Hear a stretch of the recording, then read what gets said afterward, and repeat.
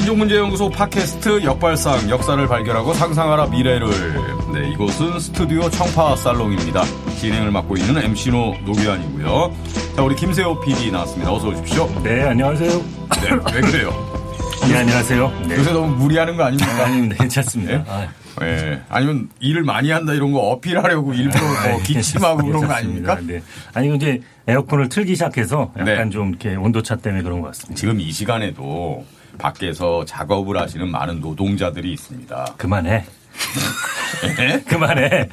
복에 겨운 소리를 하고 있다는 그런 네. 얘기 아니에요, 네, 제가 알겠습니다. 지금. 예, 바로 이제 예. 넘어가죠. 사과하십시오. 네, 죄송합니다. 네. 그렇게 영혼 없이 사과하면 어떡합니까? 시간 없어요. 빨리빨리 합시다. 예. 자, 우리 신현준 교수님 나오셨습니다. 어서 오십시오. 안녕하세요. 신현주입니다. 네. 지난주 첫 시간 하셨는데 어떠셨습니까? 재밌었습니다. 네. 오늘따라 유난히 마이크에서 너무 멀찍이 떨어지신 것 같은데요. 이거 김세호 PD님이 그래요? 배치해 주셨어요? 좀 앞으로 가시면 더 좋긴 한데요. 커서 그랬다고 생각. 아닙니다. 예. 자, 그리고 이준희 선생님 나오셨습니다. 예, 안녕하십니까. 네. 자, 오늘부터 좀 진도를 팍팍팍 한번 나가보겠습니다. 예. 네. 우리 신현준 선생님 오늘은 이제 어떤 얘기들을 해야 되는 거죠? 지난번이 네. 그 대중가요 혹은 유행가 네. 마지막 곡을 제외하면 본격적인 유행가나 대중가요인 것 같기도 하고 아닌 것 같기도 하고. 좀 애매한 선상. 네. 예. 이 시대를 잘 모르시는 분들은 네. 좀 낯설어 했을 곡이라면 오늘은 최초라고 하는데 별로 이견이 없는. 그러니까 각국에서 인증하는 이웃나라인데 부담스럽죠. 그 일본과 중국 덩치가 큰 힘이 센 그 두 나라에서 인증하는 네. 최고 오랄고자 네. 최초라고 인증하는 작품들이 있고 인물들이 있습니다. 네. 두 분의 작품 세계를 들여다보는 걸로 잡아봤습니다. 네. 아울러서 뭐 제가 이 시리즈에 대해서 부연 설명하자면 네. 장소와 장르와 인물을 적절히 배치해서 네. 매회를 다룬다. 장소란 건 뭐 국가일 수도 있는데 네. 중국은 너무 커서 네. 하나의 나라라고 하긴 지금도 좀 부담스럽죠. 장소란 말 써봤습니다. 장소란 말 써봤습니다. 네. 그 일본도 약간 또 뭐 간도, 관동, 간사이, 관서 좀 다른 면도 있어서요. 곳곳에서 아마 언급을 하게 될 겁니다. 네. 앞으로. 그리고 아마 지금은 중국이지만 그때 그 만주, 네. 만주는 또 약간 당시는 뭐 괴뢰국이었지만 괴뢰국이죠. 네. 어쨌든 네. 다른 국가였던 시기가 있었고 뭐 복잡하잖아요 또. 그 만주는 또 따로 다룰 기회가 있고요. 그렇게 나오면 뭐 그게 바로 역사 아니겠습니까? 뭐 그렇죠. 예. 네. 지리기도 하죠. 네. 지리. 네. 맑은 탕이죠, 지리. 저 그거 하려고 했는데. 그거 하시려고 했다고요? 우리 신 선생님이 그거 하시려고 했다니까 갑자기. 참았거든요.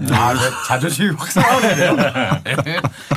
자, 동아시아의 유행가, 예. 대중음악 역사를 지금 보고 있습니다. 그러면 오늘 할 얘기는 일본과 중국 대중음악의 어떤 뭐 개척기, 그렇죠. 뭐 이렇게 얘기할 수 있겠네요. 그러니까 오늘은 조선어 곡은 안 듣습니다. 네. 반반 나눠서 일본 노래를 들을 거고 중국 노래를 들을 건데 네. 특히 인물, 두 중요한 인물에 집중을 했습니다. 일본은 나카야마 신베이. 중국은 지난주에 얘기했잖아요. 그렇죠. 중국 대중음악의 아버지, 선구자, 예. 아버지. 오사운동에 참여하는 진보적 지식인이었으나 예. 결국 나중에 방탕한 생활로 빠졌다는 비판을 받은 네. 리진 후이. 리진 후이. 예. 네. 이 두 사람이 굉장히 중요한 인물이에요, 정말로. 나카야마 신페이. 예, 나카야마 신베이와 처음 들어봅니다. 리진 후이인데 네. 두 분 다 19세기에 태어난 분들입니다. 네. 나카야마 신베이가 1887년, 리진 후이가 1891년 거의 뭐 비슷한 시기. 4살 차이네요. 예, 동년배라고 볼 수 있고요. 이 점이 조금 중요한 게 한국 같은 경우에는 그러니까 이 당시 조선 같은 경우에는 이런 나카야마 신베이나 리진 후이와 비슷한 위치에 있는 인물들이 있긴 있는데 누구죠? 뭐 굳이 따지자면 홍남파 같은 인물도 이해가 될 수 있겠고 조금 더 대중음악적인 인물을 꼽자면은 네. 뭐 전수린, 뭐 김교성 이런 작곡가들이 김서정? 예, 뭐 김서정 이런 인물들이 있는데 홍남파밖에 모르겠습니다. 예.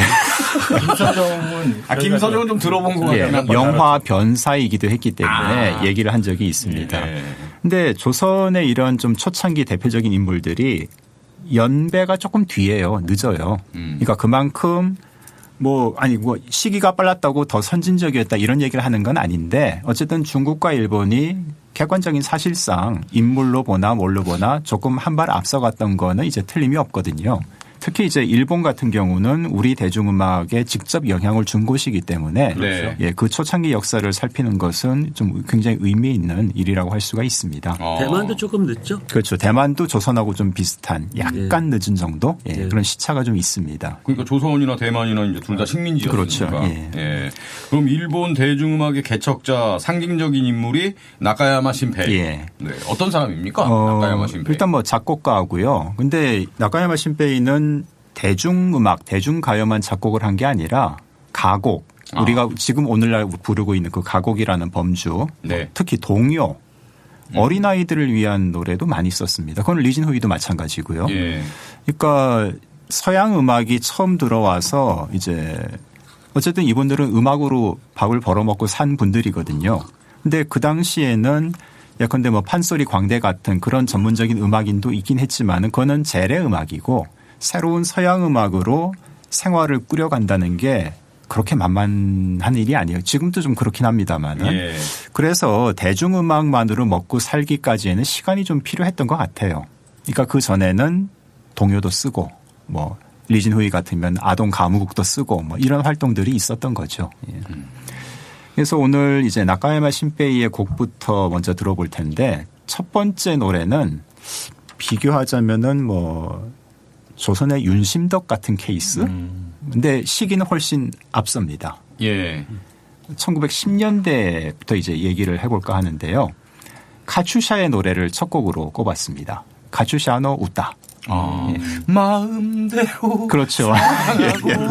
그게 아니고. 마음대로 떠나버리. 예, 그것도 카츄샤의 노래는 맞는데, 카츄샤가 누군지는 아마 다들 아시겠죠? 부활. 예, 굳이 설명을 안 드려도. 옛날에 그 추억의 여배우 나타샤 킨스키 아닙니까? 카츄샤가요? 아, 그건 테스구나. 예. 테스랑 헷갈렸습니다. 얘기는 비슷하지 않나요? 또? 그럼 좀 거의 비슷하죠. 예. 예. 어쨌든 이 카츄샤는 톨스토이의 부활과 관련이 있는 거고 그거는 마음대로 사랑하고도 마찬가지입니다. 그것도 역시 그 카츄샤고 예. 이 카츄샤도 그 카츄샤인데 1914년에 노래가 발표가 만들어졌어요. 야, 100년도 훌쩍 넘었네요. 그렇죠. 진짜. 그리고 좀 이따 들어볼 곡도 그때 녹음입니다. 아, 1914년에 예. 녹음했다고요? 들을 수 있나요? 예. 들어보시면은 미리 말씀드리지만 이것도 조금 예. 그 음질이라든가 여러 가지로 쉽진 않습니다. 예. 아는데 반주도 없습니다. 맞아요. 예. 예. 무반주로 그냥 생 목소리만 있습니다. 그래도 아무리 110년 전이어도 음악 녹음하는데 반주할 생각을 왜 안 했을까요? 그땐 그런 개념이 없었나요? 꼭 그렇진 않아요. 하려면 할 수 있었을 텐데요. 근데 왜 안 했을까? 연극 주제가였거든요. 예. 연극 중에 이렇게 객석이 고요한 채 여배우 혼자 노래를 부르는 그런 그럼 느낌? 연극 무대에서도 반주가 없었을까요? 물어보지 마시고요. 좀 그런 느낌 갑자기, 있잖아요. 예, 연극에서. 예, 뭐 하여튼, 예. 노래만 쫙 올려 퍼지면 관객들이 그냥 집중을 탁 하는. 예. 근데 이 왜 윤심덕 같다는 얘기를 이제 했냐면은 네. 윤심덕 하면은 사회참미라는 그 노래로도 물론 유명하지만은 그러니까 노래 부른 가수가 윤심덕 같단 말씀이신 조금 건가요? 통하는 면이 있다는 거죠. 예. 마스이 스마코. 예. 한자로면은 쓰면은 송정 수마자라고 쓰는데 마스이스마코. 윤심덕은 원래 노래를 하다가 연기도 조금 했던 사람이라면은 그렇죠. 연극도 했죠. 예. 예. 근데 마스이스마코는 반대로 배우인데 네. 연극 주제가 카츄샤의 노래를 녹음을 한 겁니다. 그러니까 전문적인 가수로 보기는 조금 미흡한 점이 있는데 하여튼 두 사람의 연결고리는 자살. 그것도 동반 자살은 아니지만 마스이스마코는 어쨌든 연예와 관련된 자살. 예. 그런 점에서 통하죠. 당시 이런 죽음을 네. 정사라고 부른 것 같아요. 예. 그렇죠. 죽을 사자 써서. 네, 근데 초코파이 정자 쓰고 죽을 사자 자. 그 초코파이 그저 대통령이 정사를 돌본다의 정사가 아니고. 그렇죠. 예. 네. 그 우리가 생각하는 그 정사 아니고요. 예. 아, 근데 요즘에 그 초코파이 죽음사는 특정한 의미가 있잖아요. 당시의 정사는 그냥 폭넓게 사랑하다가 죽는 거. 사랑을 이루지 못해서 안타까이 죽는 거를 폭넓게 정사라고 불렀고. 예. 하나의 사회 현상이었던 것 같아요. 1910년대. 일본에는 이런 류의 뭐 소설 영화들이 많죠. 네. 많이 있었죠. 그러니까 특정하게 정사의 뜻을 가지고 계셨으면 그런 말한 거 아니고 애틋한 죽음. 예. 그 죽은 남편을 따라 죽은 여배우, 비운의 여배우. 아, 남편은 아니었고 애인. 남편도 예, 아니었고 예. 사랑하는 남자. 윤심덕이 남편을 따라 죽진 않죠. 바다에 못 이제 이룰 수 없는 사랑이다 뭐 이런 거잖아요. 뭐 보통 그렇게 알려져 네. 있죠. 예. 그래서 일본에서는 아마 윤신덕의 죽음도 좀 데자뷰 같이 봤던 것 같아요. 아, 마스이스마코도 그렇게 같이 뭐 이런 식으로. 그럴 수 있었겠네요. 예. 마스이스마코도 유부남이랑 사귀었나요? 예. 예. 그 작사가이자 예. 연극의 극작가이고 아주 유능하지만 논란이 많은 마스이스마코와의 그 연애 때문에 논란이 많았 스캔들이 자체가 스캔들이었던 예. 뭐 협회랑 뭐 갈등 뭐 이런 복잡한 얘기가 있습니다. 근데 이런 게 말하자면 노래 그 자체도 중요하지만 장조고요. 네. 우리 생각하는 엔가 느낌이 아니고 뭐 하여간 음정도 명확해요. 지금 들으면 뭐 좀 뭐 이렇게 현대적이진 않지만 근데 어쨌든 대중문화가 갖춰야 할 그 미디어에서 난리가 나고 그리고 여배우의 어떤 좀 인물도 네. 예. 괜찮고 중요하거든요, 그것도. 네. 예. 근데 그런 모두 갖춰주고 저도 이런 옛날 얘기라서 그냥 그렇구나 봤다가 최근에 어떤 일본 분이 쓴 책을 봤는데 이 시마무라 호게츠가 요즘 말로 하면 최고의 프로듀서였다. 그러니까 마스이스마코의 애인이었던. 네. 예. 그래서 이렇게 연극을 통해서 데뷔도 시키고 음반 제작도 시키고 거의 스타로 만드는 예. 체계적인 그런 전략을 다 짰다. 뭐 그런 말을 들으니까 당시 그게 그래서 유행가의 효시라 그러는구나 라는 생각을 하게 됩니다. 예. 마스이스마코는 왜 자살한 거예요? 그러니까 어떻게 죽은 거예요? 이 그러니까 연인인 시마무라 호게스가 먼저 죽었거든요. 왜요? 근데 독감이라고. 예. 스페인 독감입니다. 요즘 말로 하면 그러겠네요. 팬데믹이에요. 예. 10년 되니까. 예. 1918 1918년 11월에 남자가 먼저 이제 시름시름 앓다가 갑자기 죽어버린 거죠. 그러고 나서 바로는 아닌데 그 다음 2달쯤 뒤죠. 이듬해 연초에 갑자기 마스이스마코도 이제 나는 따라갑니다. 이렇게 스스로 이제 목숨을 끊은 거죠. 제가 뭐 이런 걸 좀 좋아하는데 1914년 곡이 발표된 해는 1차 대전 발발의 해고요. 그다음에 그 시마무라가 죽은 해는 1차 대전이 끝난 해잖아요. 18년. 예. 1차 대전이 끝난 게 스페인 독감 때문이라는 말도 있잖아요. 예.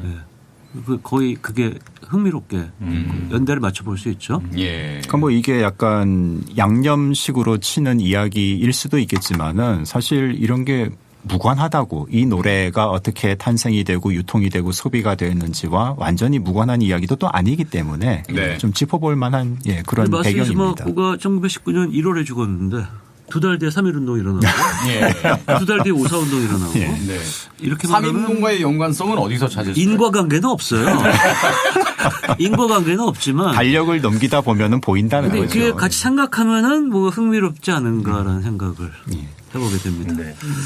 하여튼 이 카츄샤의 노래는 말씀해 주신 대로 연극 그의 스토리를 조금 반영한 연극 주제가로 만들어졌고 이야기의 주인공인 남자 시마무라 호게스가 연출됐지만은 주제가 가사를 썼고 무대에서 연기를 했던 마스이스마코가 카츄샤 역을 맡았던 배우가 노래까지 한 그런 경우입니다. 그리고 그 곡을 나카야마 신베이가 썼다는 거죠. 예. 제 질문 하필이면 왜 러시아 연극일까? 그 당시 그 러시아 문학이 는 답이 없습니다. 이른바 그 세계 문학의 최고봉이었기 때문에. 뭐 그런 것도 있을 수 있죠. 톨스토이가 일본에서 좀 인기가 많았는데 죽은 지 얼마 안 그건 됐을 맞아요. 때일 거야 아마. 메이지의 어떤 그런 사람들이 톨스토이 되게 좋아해갖고. 예, 뭐 그렇게 정리하고 넘어가도록. 톨스토이가 또 이제 그 스토리 라인이 좋기 때문에. 톨 스토리라서. 토이 스토리도 있잖아요. 톨 스토리라서. 네, 토이 스토리. 죄송합니다. 음악 듣죠. 예.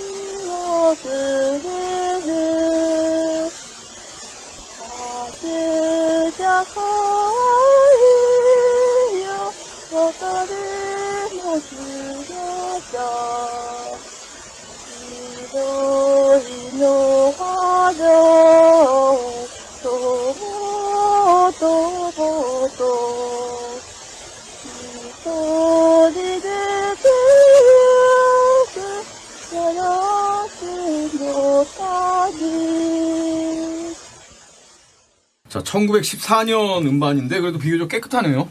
지난주에 들었던 거에 비하면. 그러니까 반드시 더 오래됐다고 더 소리가 안 좋은 건 아니고요. 여러 가지 변수가 있는 거죠. 예. 여하튼 이 노래가 네. 1914년에 발표돼서 일본에서 정말 대히트를 기록을 합니다. 그 당시에 음반이 뭐 몇만 장? 예, 팔렸다고 하니까. 집계를 했을까요? 뭐 정확한 통계가 남아 있는 건 아닌데 그거는 그냥 주장하는 사람이 사람의 말이 맞다고 봐야 됩니다. 예. 우리 하는 얘기가 지금 동아시아 유행가 시대 1914년에서 1945년까지잖아요. 예. 그러면 이 곡 때문에 14년으로 그렇죠. 시작한 건가요? 예. 이 곡이 그렇게 중요한 곡인가요? 그러니까 일본에서 중요한 거는 뭐 더 말할 나위가 없고 물론 이제 이것도 관점에 따라서 일본에서도 일본 대중가요사 책들에서는 이보다 앞서는 곡을 더 거론하는 예도 있습니다. 네. 있긴 있는데 뭐 모든 최초는 잠정적인 거니까 어쨌든 굉장히 중요한 작품, 이론의 여지가 없는 일본 대중음악사에서 초창기에 굉장히 중요한 작품인 거는 틀림이 없고요. 일본뿐만이 아니라 조선에서도 바로 영향을 받아서 2년 뒤에 똑같이 극도 네. 무대에 올려지고 노래도 따라서 주제가니까 따라서 번안곡으로 수입이 되고 뭐 그런 현상이 나타납니다. 예. 그리고 나아가서 나카야마 신베이 이제 다음 곡들을 들으면서 또 얘기를 하겠지만은 이 나카야마 신베이라는 작곡가의 음악은 일본 내에서만 머물렀던 음악이라기보다는 그래도 조금은 주변 이 동아시아 지역에서 나름의 영향력이 있었던 그런 음악들이기 때문에 네. 그 나카야마 신베이의 대중가요스러운 작품의 첫 출발이었던 이 작품이 이제 중요하다고 이제 얘기가 할 수 있는 거죠. 예. 동아시아 유행가 시대 1914년에서 1945년 아까 우리 신현준 교수님이 말씀하신 것처럼 1차 대전이 시작될 때 딱 출발해서 2차 대전 종전으로 마무리가 되네요. 그것도 그렇네요, 진짜. 예. 서프라이즈. 노린 건 아닌데. 예. 전혀 노린 게 아닌데. 다음 곡은 어떤 곡인가요? 예, 다음도 역시 나카야마 신베이의 작품인데 어쩌면은 이게 더 유명하다고 볼 수도 있지 않을까요? 네, 일본에서도 그렇고 한국에서도 일본적이죠. 그렇고. 예, 좀 더 앵가스러운 곡입니다. 센도고 우따라는 곡인데요. 네. 뜻을 번역하자면은 뱃사공 노래입니다. 뱃사공 노래. 예, 뱃사공 노래고 눈물 젖은 두만강. 뭐 그런 느낌도 있죠. 네. 예. 그 처음에 발표된 거는 1921년 지면을 통해서 발표가 됐다고 해요. 근데 이제 우리는 소리를 들어야 되니까 오늘 준비한 거는 1923년 녹음입니다. 네. 그러니까 여러 가수가 워낙 인기가 있었던 곡이다 보니까 여러 가수가 녹음을 했는데 그중에서 지난 시간에 왜 일본 엔카시 한번 들었었죠. 엔카시. 예. 그 도토리 슈뇨라는 네. 사람이 있다고 농 속의 든새, 농중조, 가고노도리를 들었는데 바로 그 도토리 슈뇨가 1923년에 자작곡은 아니지만은 이 센도고 우따를 녹음을 한 게 있습니다. 그래서 이제 그거를 들어볼 거고요. 이 노래는 제가 뭐 중국이나 대만까지는 잘 모르겠지만 조선에서도 엄청나게 유행을 했던 곡입니다. 두 가지만 말씀드리면 윤심덕도 이걸 녹음했습니다. 사회참인만 부른 게 아니에요. 조선어로요? 예. 그리고 김소월 시에도 등장합니다. 김소월 시인이 표절을 했다고요? 표절, 그러니까 인용을 했는데 김소월 시집이 저희 집에 있는 데는 참 수록이 안 돼 있더라고요. 찾아봤는데 어쨌든 김소월 시집을 가까이 있는 시집을 펼쳐보면 인종이라는 시가 수록이 돼 있다면은 그 시 한 구절에 네. 바로 이 센도고 우따의 가사가 살짝 등장을 합니다. 근데 물론 좋은 뜻으로 인용한 게 아니라 이런 노래를 조선의 아이들이 불러서야 되겠느냐라는 쪼로 인용을 한 거긴 한데 예, 어쨌든 간에 그만큼 유명한 노래였다는 거는 그런 자료로는 볼 수 있다는 거죠. 센도 고우따 그러면 잘 못 알아듣는 청자가 있겠죠. 선두 소패예요. 한자 우리식으로 읽으면 선두는 소시오패스가 또 나오네. 소패가 계속 나오죠. 예. 두는 머리 두자. 예. 선두 그리고 소패는 저번에 제가 언급을 좀 드렸죠. 예. 고우따라는 일본 언어가 한자로 소패로 조선에서 발음했다. 네. 일본 사람들은 소패라는 발음은 모르겠지만. 그렇죠. 예. 근데 그 사회사 스토리가 하나 있는데 23년이 관동 대지진 때잖아요. 네. 그렇죠. 이때만 해도 발표 그러면 레코드 중심이 아니에요. 지면이 더 우선이죠. 책을 보면은 뭐 지면 악보나 가사가 나온 게 중심이에요. 제가 책을 봤더니 그렇더라고요. 네. 연도 써 있으면 연도가 레코드가 아니에요. 저번에 얘기했듯이 엔카시가 먼저 거리에서 히트를 시키면 그걸 가지고 음반에 담는 뭐 그 순서가 그런 경우가 많았죠. 예. 한국도 옛날에 그랬었어요. 밤무대에서 그런 일종의 그런 거네요. 예, 먼저 대중과 만나고. 예. 근데 노래가 굉장히 슬프고 음산하고 막 우울하고 그 엔카 특유의 그 저 사랑에 몸부림 병적으로 몸부림치는 느낌인데 뭐 염세적인 이런 표현, 폐적인 이런 얘기를 많이 그 하죠. 느낌인데 예. 그래서 이게 지진을 예견했다. 사실은 관련이 없는데. 관련 없는데. 근데 그거는 중요하잖아요. 어떤 사회적 사건이 있을 때 어떤 그런 이야기가 있는 건 늘 그런 이야기가 있잖아요. 예. 그래서 더 꿈보다 많이 해몽이 되는, 중요합니다. 많이 되는 그런 풍문이 돌았다라는. 그렇죠.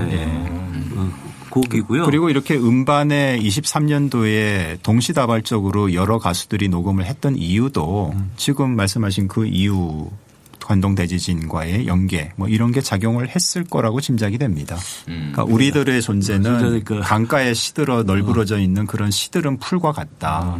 이 세상 얼마나 더듬 뭐 이런 식의 가사죠. 그러니까. 예. 그러니까 근대 초기에 민중들의 삶이 일본이라고 녹록지는 않았을 거 아니에요. 엄청 힘들었겠죠. 도시의 삶이라는 게. 특히나 관동 대지진 이후에 도쿄 변두리에 살던 어떤 일본 소시민 가족 이런 걸 떠올려 보면은 울적하죠. 살고 싶었겠습니까? 예. 한쪽에서 창가 군가 부르고 근대화하고 이게 있었겠지만 다른 쪽에서는 또 그런 이면의 삶이 있었을 거 아니에요. 예. 저희 원래 이런 좀 염세적인 노래 좋아합니다. 그러실 것 같아요. 예. 그래서 골라봤습니다. 하루에 2번씩 들어요. 사회찬미. 예. 함께 듣겠습니다.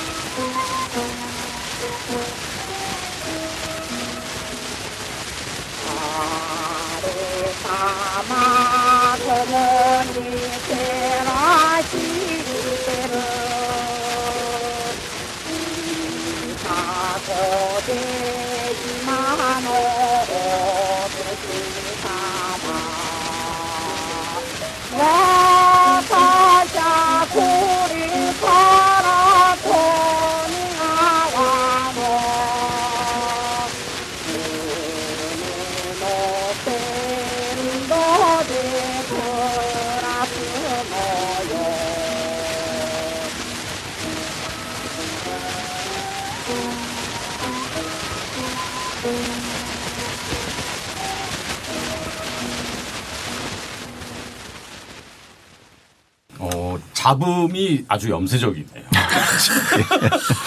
사실 아까 왜 그 우타코 말씀을 하셨잖아요. 네. 그 우타코의 음반이 방금 들었던 도토리 슈뇨의 이 녹음보다 좀 더 먼저라고 얘기를 하는데 그래도 기왕 듣는 거 먼저 나온 걸 듣는 게 좋다고 저도 생각을 하긴 하는데 네. 왜 이걸 골랐느냐. 우타코의 노래는 잡음이 더 심해서 제가 웬만하면 잡음 얘기를 잘 안 하는 편인데 제가 듣기에도 이건 너무 좀 부담스럽다 싶어서 이렇게 대체를 했습니다. 예. 네. 자, 일본 대중음악 개척기의 상징적인 인물 나카야마 신페이 이야기하고 있습니다. 다음 곡도 그러면 이 나카야마 신페이 곡인가요? 역시 오늘 이제 들을 곡이 두 곡 들었고 두 곡을 더 들을 텐데 네. 다 나카야마 신페이의 작품입니다. 네. 다만 이제 좀 주의해서 들어주시면 좋은 게 음악 스타일이나 뭐 녹음도 그렇고요. 소리의 질감 이런 것들이 시간 순으로 일단 네 곡을 배치를 했기 때문에 뒤로 올수록 뭔가 이건 앞에 들었던 것과 조금 다른 느낌인데 이런 거를 한번 좀 염두에 두어주시면 좋겠다는 거죠. 네. 조금씩 모던해진다고 그런가요? 예. 예. 다음 곡은 어떤 곡인가요? 예, 다음은 도쿄 행진곡. 그러니까 도쿄 교신곡 고신교구. 하든가 아니면 동경 행진곡이라고 하든가 해야 어쨌든 도쿄 행진곡입니다. 동경 행진곡. 예. 궁극주의 냄새가 나는데요. 제목만 봐서는 실제 그런 느낌이 있죠. 네. 근데 오히려 아니에요. 차라리 반대라면 반대랄까? 이 나카야마 신페이는 좀 어떤 그 이념적인 성향이랄까요? 그런 거 어떤 사람이었어요? 뚜렷하지는 않는. 예. 그리고 이분이 이제 아까 19세기 말에 태어나신 분이라고 했는데 예. 1952년에 죽었거든요.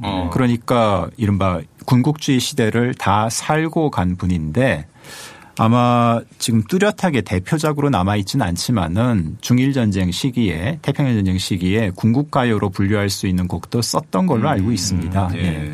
그러니까 뭐 그건 사실 어쩔 수 없죠. 대중음악가로의 삶이라는 게. 근데 동경행진곡은 그런 곡은 아니다. 예. 예. 오히려 뭐 이제 좀 얘기를 하겠지만은 이게 사실은 그 영화 주제가거든요.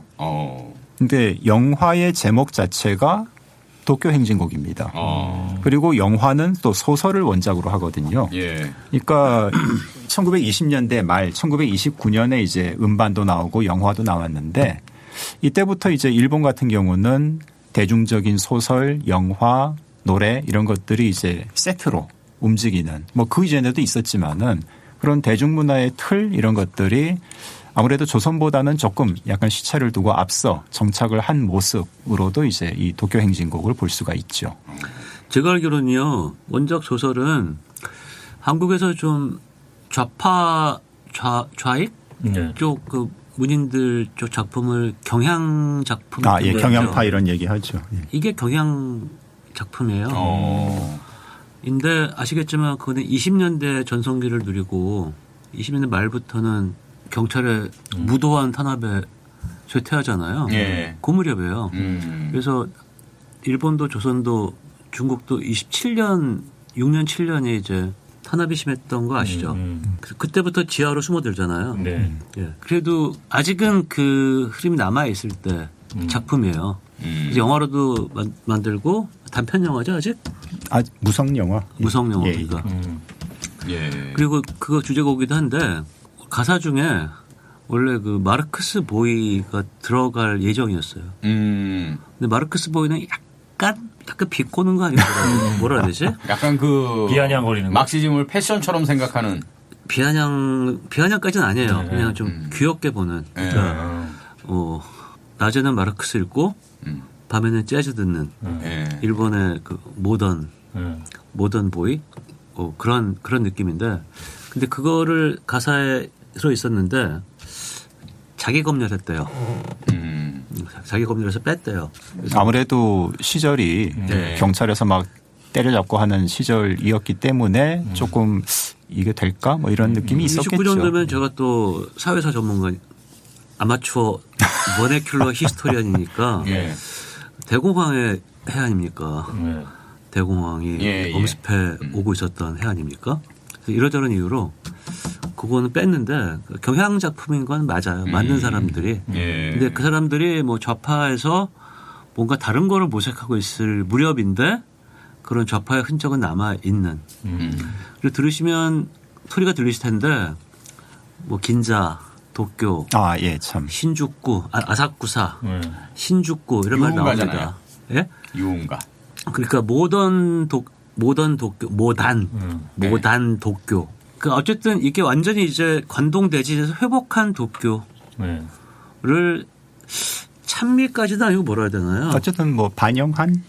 그걸 보여주고 이제 뭐 전차도 다니고 이제 그런 모습을 보여주는 거죠.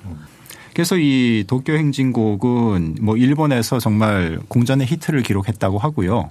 그리고 한국에서도 뭐 일본 반드시는 아니지만은 일본에서 이 당시에 이제 어느 정도 히트하면은 한국으로 바로 넘어오는 게 약간 관행처럼 되던 그런 게 이제 등장하던 시기이기 때문에 한국에서도 비슷한 개념으로 번안이 됩니다. 이건 정말 번안이 맞는데 도쿄 행진곡이 서울 마취 그런 식으로 좀 더 모던하네요. 네, 마취를 써서 마취 그런 노래가 또 있기도 합니다. 다른 노래도 있잖아요. 종로 행진곡도 있고. 그건 이제 다른 곡의 번안이긴 한데 유독 이때 일본도 그렇고 그 영향이겠지만은 무슨 행진곡. 하나의 유행처럼 무슨 행진곡이 많이 생겼는데 되게 빠른 템포의 그런 행진곡 빰빠라빰빰빰 뭐 이런 게 아니에요. 아니죠. 예. 아니 그 도톤보리는 오사카의 중심가인데 예. 도톤보리 행진곡도 있었고 대만에도 따다오청이라고 중심가가 있는데 예. 지금으로 치면 뭐 종로나 명동 같은 곳이죠. 예. 도톤보리 행진곡도 있고 이렇게 약간 일본에 영향이 있었던 도시들 예. 이쪽이 나름 화려해진 그곳들의 어떤 도시 전체든 도시의 중요한 곳이든 그걸 소재로 한 행진곡이라는 예. 곡들이 요 시기 많이 나왔습니다. 20년대 후반에요. 20년대 말 30년대 초까지. 예. 그러니까 31년 만주사변이고 37년 중일전쟁이니까 이 대륙 침략을 앞두고 그렇게 행진곡을 지은 거 아닙니까? 만주사변 이전 분위기라 해야 맞는 것 같아요. 만주사변 분위기랑 좀 달라요.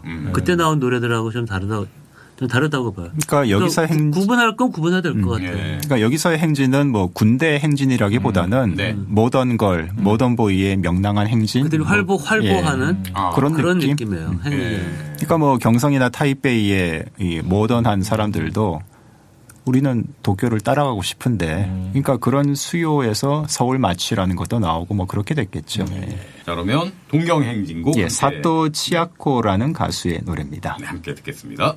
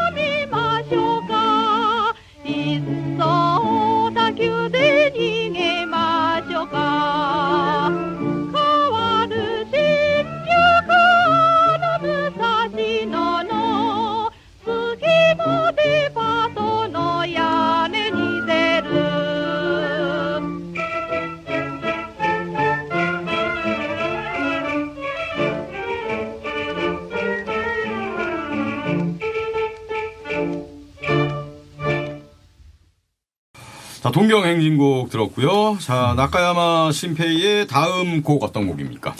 예, 이번 곡은 약간 점점 더 약간 모던한 쪽으로 오는 것 같은데 네. 또 한번 크게 틉니다. 굉장히 좀 어찌 보면은 그 일본인이 아닌 외국인 입장에서 보면은 완전 전통음악처럼 들리는 면도 있는. 근데 전통음악은 아니고요. 네.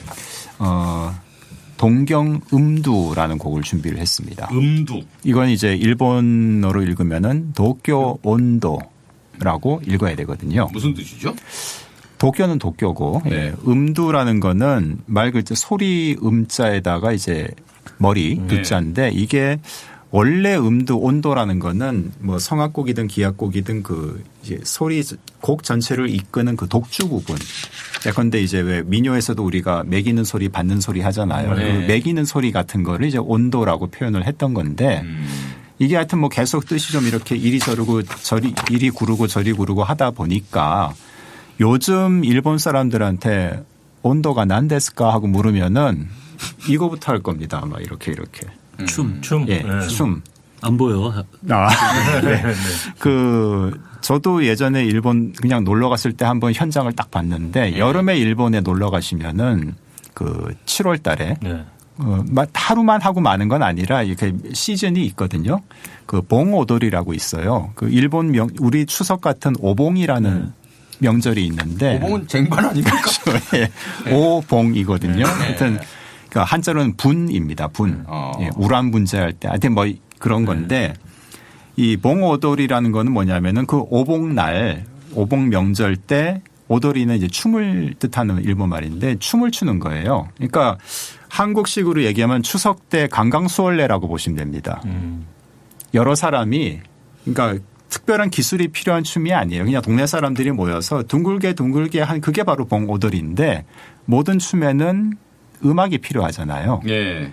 그게 바로 온도입니다. 오늘날 온도의 의미는 봉오돌이에서 춤출 때 쓰이는 음악을 오늘날에는 그냥 온도라고 다 퉁쳐서 얘기를 합니다. 그냥. 예. 근데 이게 33년 곡이잖아요. 예. 그런데 아까 이제 더 시간이 지날수록 음악이 점점 더 모던해진다고 얘기해 주셨는데. 그런 경향일 거라고 생각을 하는데 이거는 오히려 약간 민요적인 느낌이 그러니까요. 강하다는 거죠. 아니요, 사운드는 모던해지는데 어. 스타일이 꼭 그렇지는 않고 아. 뭐 복잡한 얘기 있잖아요. 30년대 일본에 대해서 뭐 국민 문학이 어쩌고 네. 뭐 이렇게 그러니까 쭉 서양 모방하려고 따라가다가 예. 이제 뭔가 그 돌아보는 느낌? 돌아보는 우리 것이 느낌도 좋은 있고 것이지 뭔가 않을까 뭐 이런 거. 예. 그러니까 국가주의가 이렇게 창궐하면서 거기에 좀 따라가는 경향도 국가주의도 있었을까요? 약간 들어가고 근데 뭐 그런 문화적 분위기 있었겠죠. 예. 있었겠죠. 그러니까 뭐 근데 뭐 그런 거 아니었을까요? 박정희 대통령께서 예. 민족문화 뭐 민족문화 중흥, 이런 거 했을 예, 때 뭐, 예. 송창시 선생님도 뭐 가나다라 마바사는 80년대구나. 토함산 토함산 같은 거 부르는 게 송창시 선생님이 예. 박정희를 뭐 시책에 부응했다 말할 수는 없잖아요. 예. 아닌가요? 시체에 부응했다고 말할 수는 없죠. 그렇죠. 사실. 뭐 그런 거라고 저는 생각을 하는 어쨌든 시대의 느낌이 반영된 건 사실이니까. 그렇죠. 근데 요거 저 도쿄올림픽 폐막 때 혹시 보셨어요? 도쿄올림픽 68년이요? 아니요. 64년. 64년. 아니 그때 말고 몇 년 전 도쿄올림픽이요? 몇 년 전. 그때 한 해 연기에 색깔린다. 그러니까 지난번 지난번 2021년에 한 거죠. 21년. 예, 22년인데 지금 이곡 바로 나왔. 그러니까 직전 파리 올림픽 전 올림픽. 지금 직전 예. 올림픽. 그때 이 곡 나왔습니다. 어디서 나왔나요? 폐막식 때. 송승환님이 그 사회 보시면서 언급을 했고 그때 이 곡은 유행가가 아니라 네. 엔가가 아니라 그랬나? 신민요다. 네. 일본의 신민요다. 뭐 일본의 이런 신민요다. 식으로. 뭐 그리고 틀린 말은 아니죠. 근데 이거를 뭐 일본 거라고 잠깐 생각하지 말고 까먹고 들으면은 약간 신납니다. 춤추기 좋아요. 아까 말한 추임새가 이게 있어요. 나오는 건가요? 예. 추임새가 이렇게 그러니까 우리 말 얼쑤 이런 거 있잖아요. 그거에 해당하는 추임새가 있어요. 굉장히 일단 리듬이 경쾌해요. 딱 이런 것도 뭐 그런 나와요? 것도 나오죠. 예. 저는 틀린 말인데 이런 음악 들으면 오키나와 음악 같다라는 생각을 해요. 예. 이게 어떤 건지 이제 지금 상상이 됩니다. 네. 이제 뭐 띡띡 치는 것도 그렇고. 네. 자, 그러면 함께 듣겠습니다.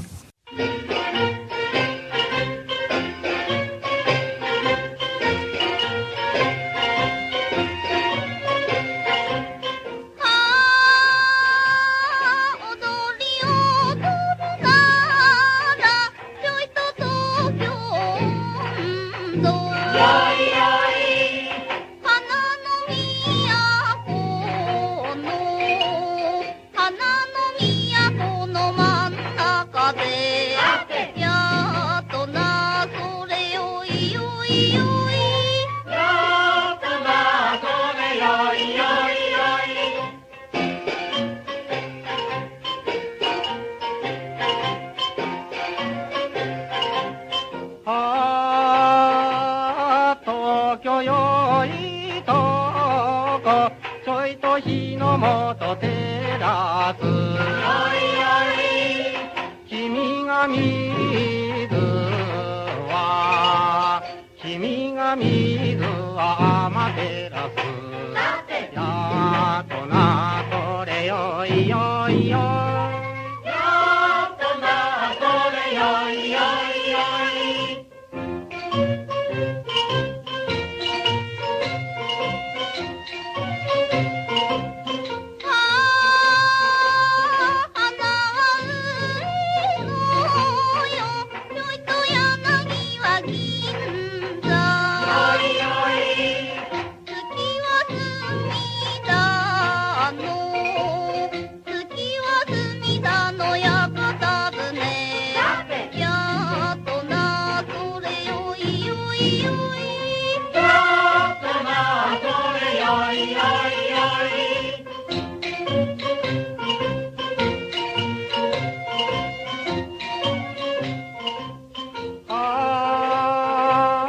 オラが丸の内ちょいと東京の鳩場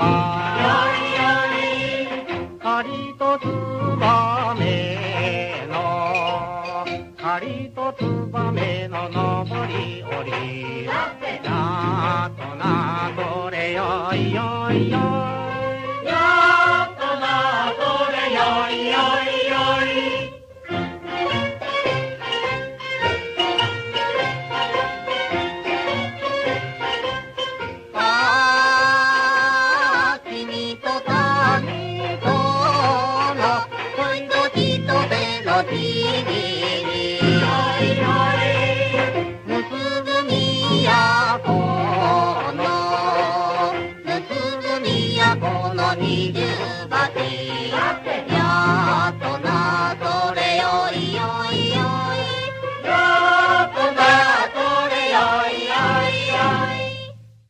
도쿄 온도, 예. 예, 동경 음두. 이거 누가 불렀습니까? 상당히 앙칼진 목소리인데요. 예.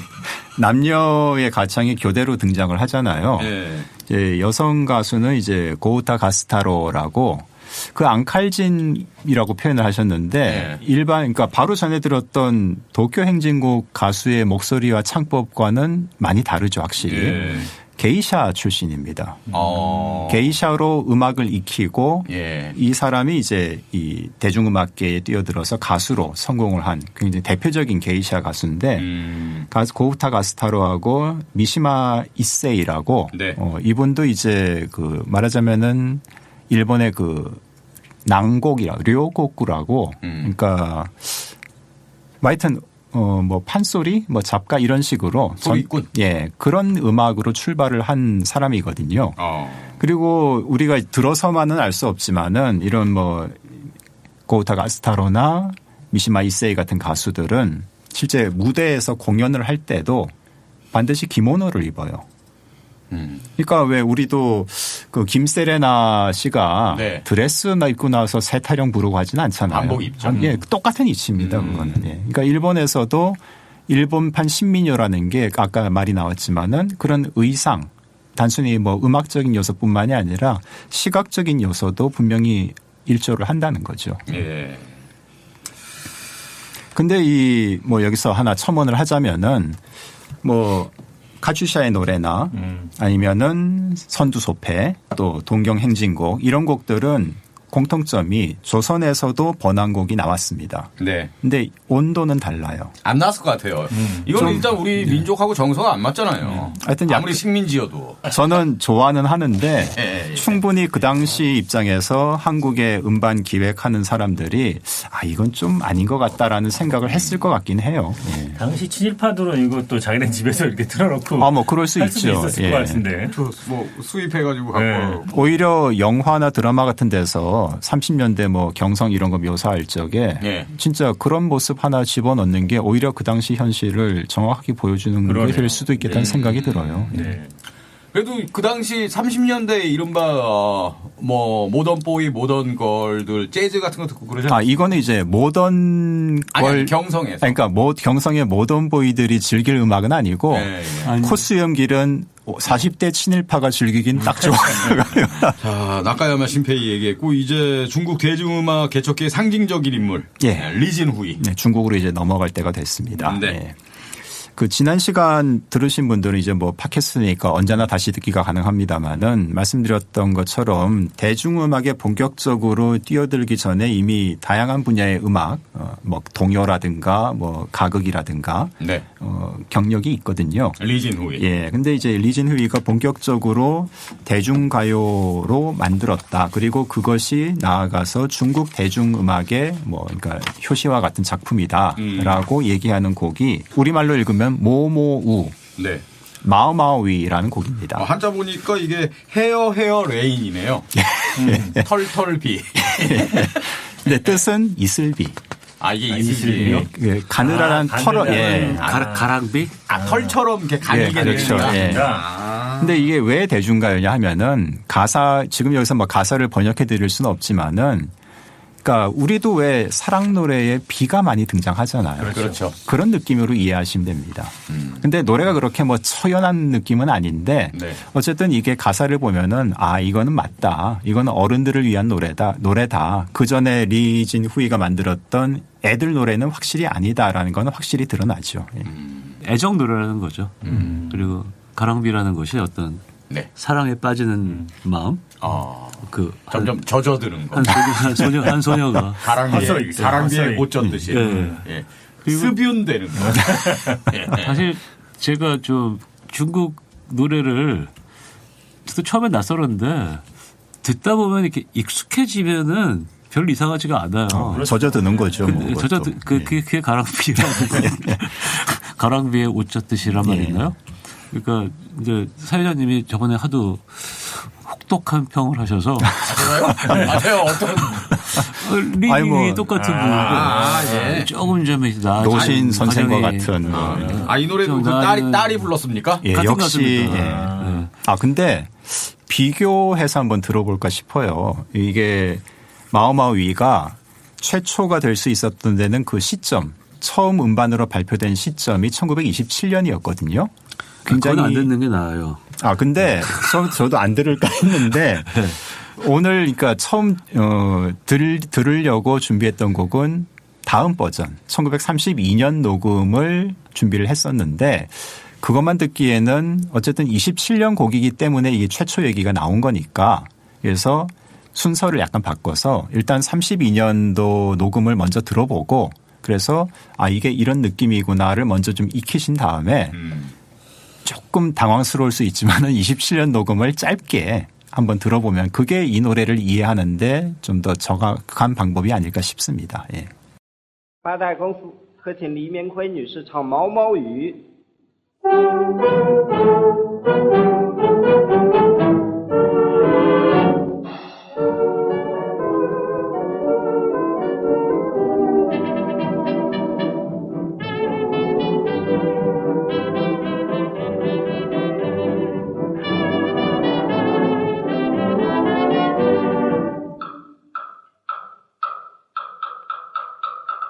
毛毛雨下个不停，微微风吹个不停，微风细雨流星星，哎呦呦流星星，小星星不要滴滴滴。 小星星不要你的，噜噜只要你的心，哎呦呦你的心。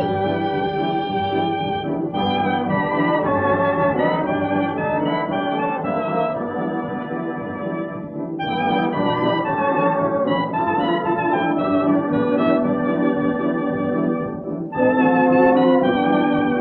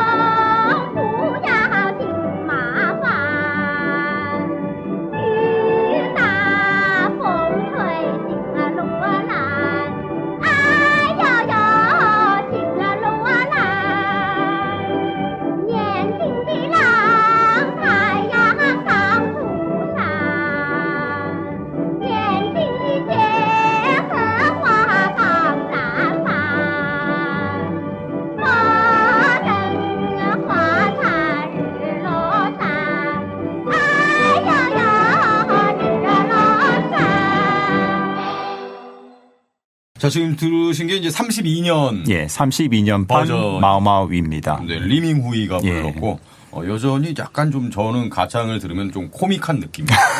예, 좀 몰입이 잘 안 돼요. 한국 사람 입장에서는 경극도 코미디가 되니까요. 저도 드실 거예요. 그럼 27년 이게 첫 녹음 버전이고요. 그렇죠. 예, 5년 먼저. 아니요. 32년 버전. 그러니까 지금 들은 거. 이게 예, 지금 들은 32년이고 거. 이제 5년 먼저 27년에 녹음한 게 있는데 예. 그것도 이제 이어서 들어볼 텐데 그 전에 노래가 시작되기 전에 뭐라고 멘트가 있잖아요. 그렇죠. 그렇죠. 예, 그게 뭐냐? 그게 중고도 가능합니까? 바이따이 꽁스. 예, 그게 이제 바이다이 꽁스로 시작을 하는데 그게 뭐냐면은 네. 이 음반을 제작한 마오마오의 음반을 제작한 레코드 회사 이름입니다. 아. 영화 보기 전에 영화사 그 사자 나오듯이. 뭐 그런 거죠. 네. 아, 그 회사 이름하고 가수 이름하고 노래 제목을 이렇게 친절하게 설명을 해주는 겁니다. 근데 좀 전에 들은 건 32년 음반인데 잡음이 하나도 없는데요? 이게 상해의 바이다이 꽁스에서 만든 건데. 자랑할 만하네요. 잡음도 없고. 예. 근데 이제 상해만 하더라도 사실 녹음도 할 수 있고 프레스도 할 수 있었거든요. 네. 현지에서. 서울은 경성은 그걸 못 했습니다. 네. 일본 가서 해야만 했는데 그러니까 상해가 대중음악 그 기반 면에서는 훨씬 경성보다는 발전된 도시였고 그때 녹음해 놓은 원 자료 예. 그러니까 마스터가 예. 남아 있어요. 그렇기 때문에 이렇게 깨끗하게 들을 수가 있는 겁니다. 그렇군요. 그럼 27년에도 리밍후이가 부르는 건가요? 예, 똑같이인데 음악 자체가 이 같은 곡이 맞나 싶을 정도로 느낌은 많이 다릅니다. 예. 何代公何请黎明辉女子唱毛毛雨。毛毛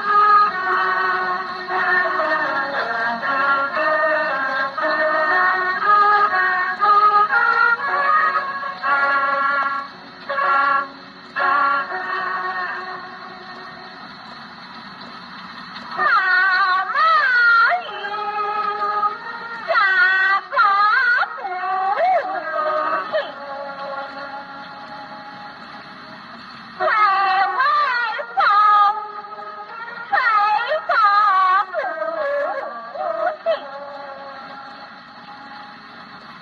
微风细雨流晶晶。哎呀呀，流晶晶。 잡음이 많네요, 이건 역시. 그러니까 소리 자체가 네. 같은 SP 음반이라도 녹음에 마이크를 썼느냐 안 썼느냐 그리고 그 음반을 이제 우리가 들을 수 있게 재생을 하는데 축음기를 돌려서 재생을 하느냐 네. 아니면 턴테이블로 라인으로 이제 소리를 입력을 하느냐 그런 다양한 변수가 예. 있기 때문에 네, 소리가 네. 차이가 많죠. 예. 소린 차이나도 뭐 음반사 홍보하는 건 맨 처음 똑같죠. 똑같네요. 예. 자, 다음 곡은 어떤 곡입니까? 예, 사실 이 리진 후이가 중요한 인물인 건 맞는데 네. 지금 한국인 이 청취자들에게 그렇게 익숙한 이름은 아니잖아요. 아, 그렇죠. 예, 그리고 익숙한 노래도 사실 없습니다. 네. 마오마오위도 그렇게 아니 이런 노래가 다 있어라고 많이들 생각을 하실 텐데 그래서 곡을 사실 뭐 특별히 중요한 곡이라서 꼽았다기보다는 관련된 리진 후이라는 중국 대중음악의 선구자와 관련된 이야기를 좀 풀어갈 수 있는 노래를 또 두 곡을 더 준비를 했습니다. 네. 일단 도화강이라는 노래를 들어볼 텐데요. 도화강. 예.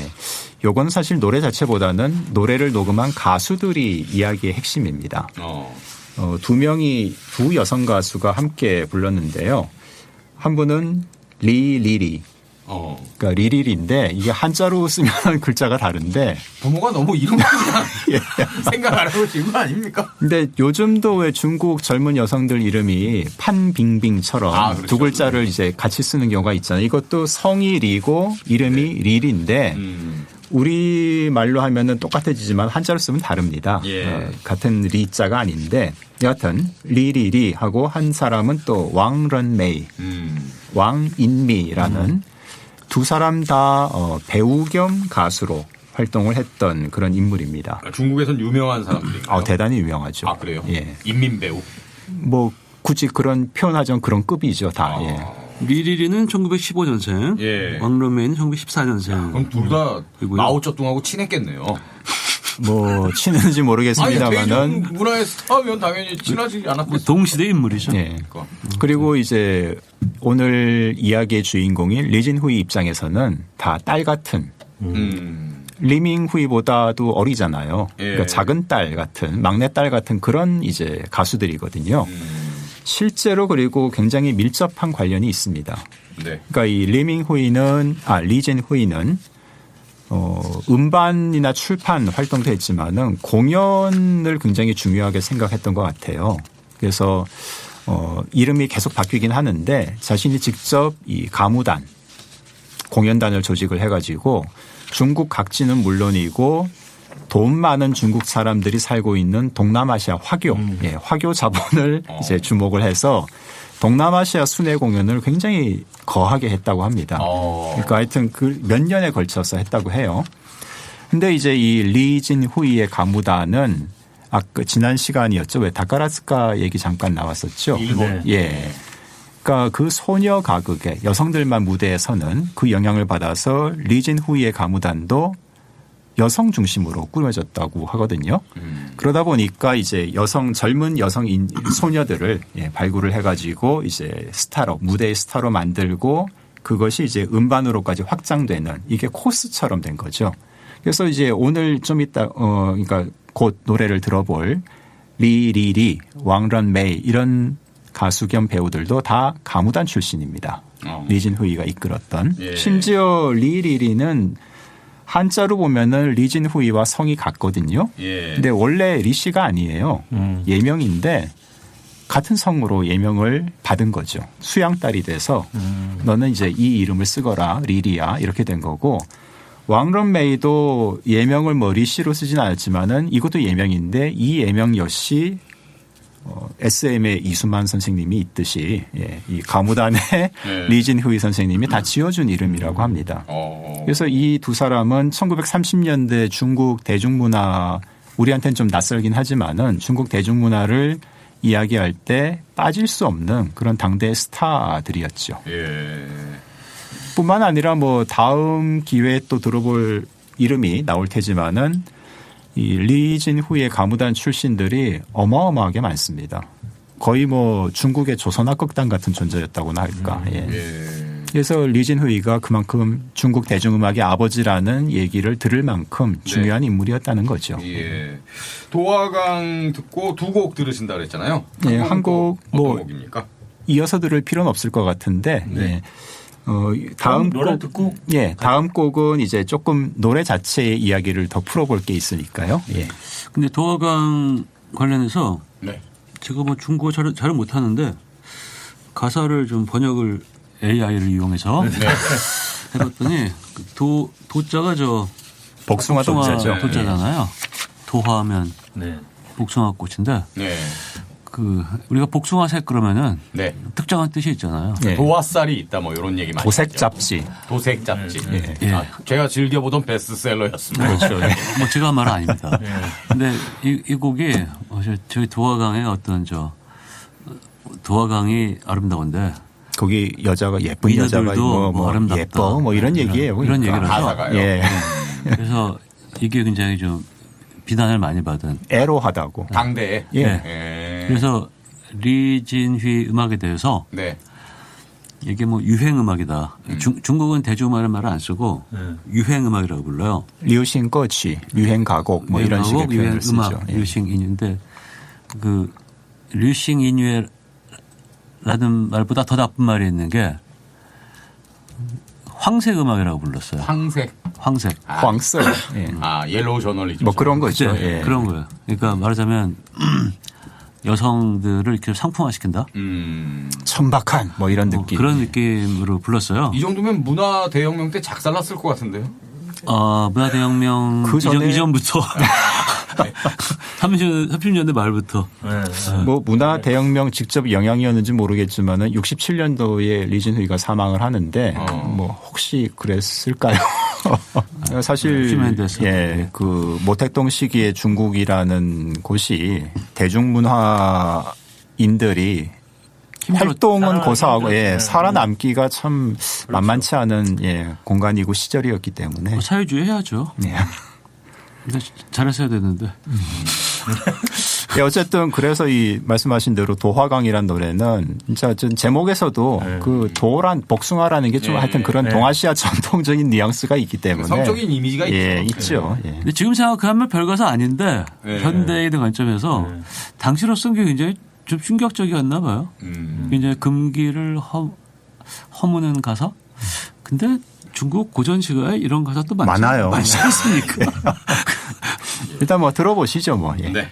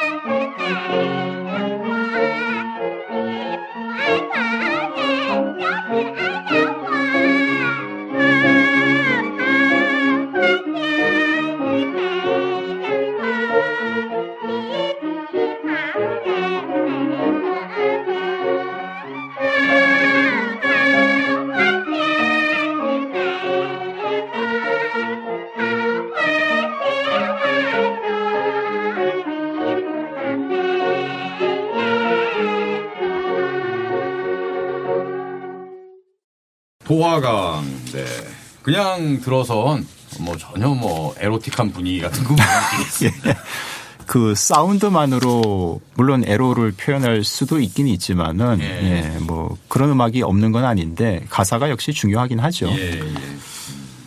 근데 뭐 외국인 입장에서는 사실 뭐 굳이 팝송 같은 경우도 그나마 친숙하다고는 하지만 우리가 뭐 뜻을 다 알고 부르는 건 아니지 않습니까? 그렇죠.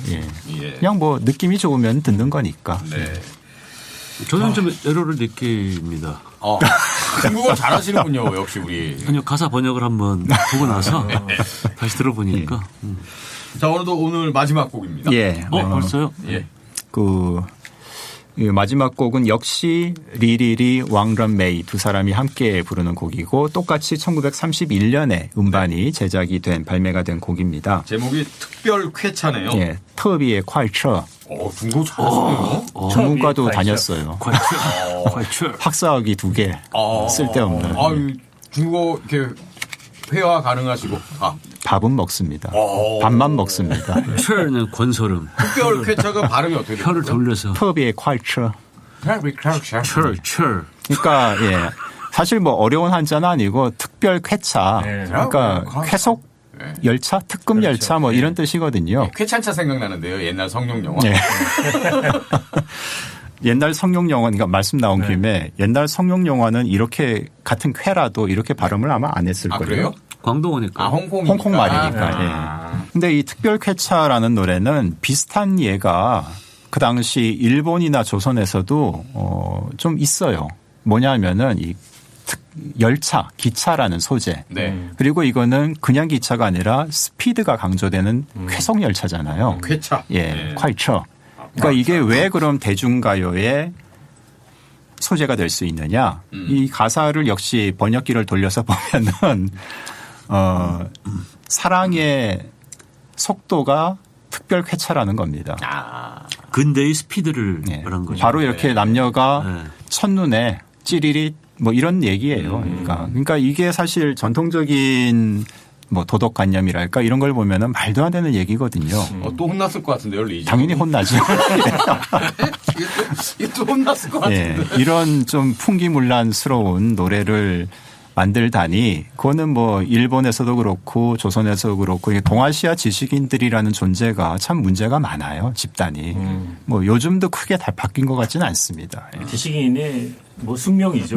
어떤 도덕주의, 엄숙주의. 그러니까 세상에 대해서 질문을 던지고 이렇게 토를 다는 게 뭐 본래 역할이긴 한데 아니 근데 말로는 근대화를 말하잖아요. 네. 근대나 현대를 말하는데 몸은 굉장히 전통, 보수, 수구, 꼴통 인 경우가 많다. 우리 신현준 지식님께서 말씀하셨어요. 아, 지식인들이 뭐 저도 그렇게 그 중에 한 명인 것 같은데 몸은 전혀 그렇지 않은 경우가 그러니까요. 예. 많다. 그리고 또 이 노래에선 끝으로 하나를 또 곁들여서 말씀을 드리자면은 다음 회의 뭐 예고 같은 느낌도 있는 건데 네.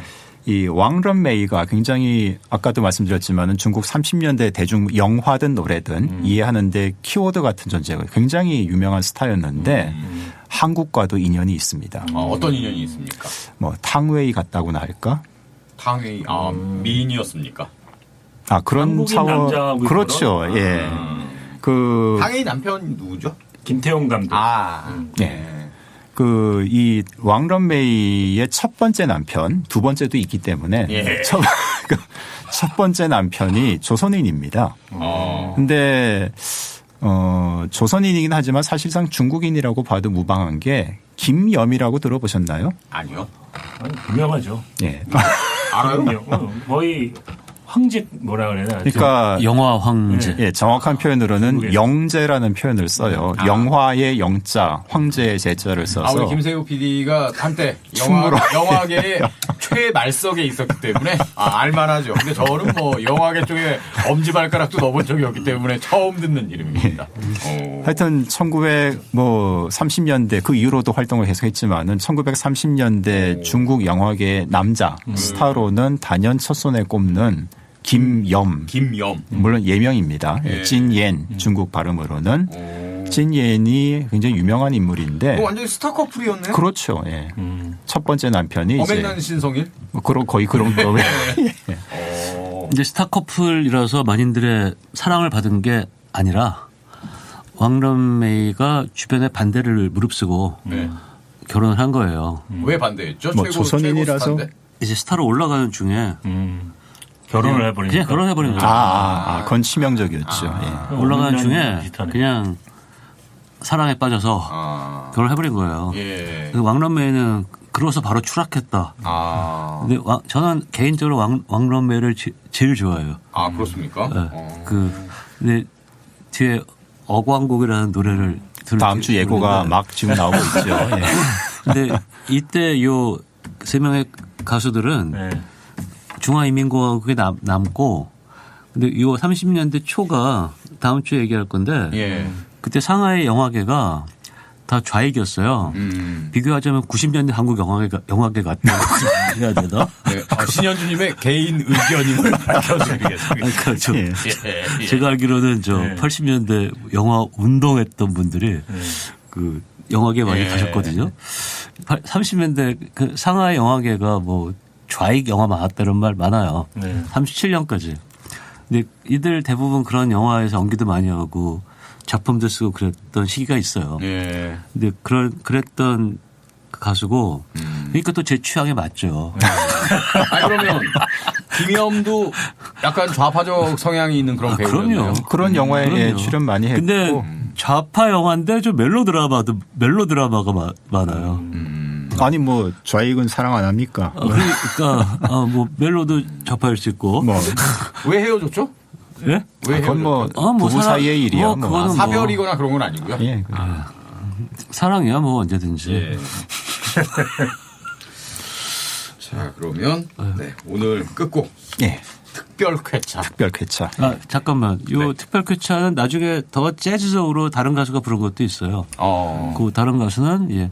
짜자자잔 나중에 네. 저는 말이죠. 네. 베토벤이 불렀어요. 그 가수가 중국 사람들이 가장 좋아하는 가수.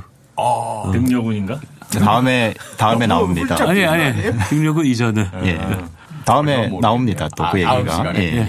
네, 다음 시간에도 많이 기대해 주시고요, 여러분. 그럼 오늘 이 특별 쾌차 들으면서 방송 마무리하겠습니다.